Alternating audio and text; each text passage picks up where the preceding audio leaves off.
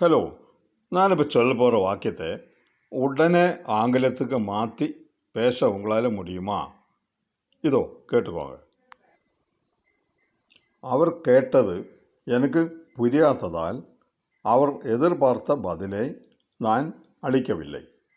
அதனால தான் அவர் என்னை உள்ளே அனுமதிக்கவில்லை. இங்கே கொஞ்ச நேரம் பாஸ் பண்ணிவிட்டு யோசிச்சு பாருங்க. சரி, இப்போதைக்கு நானே சொல்லித்தர்றேன். Because I did not understand what he asked, I did not give the answer which he expected. That's why he did not allow me inside. இந்த மாதிரி நீங்கள் நினைக்கிற எந்த வாக்கியத்தையும் ஆங்கிலத்தில் அமைச்சு பேச கற்றுக்கலாம்.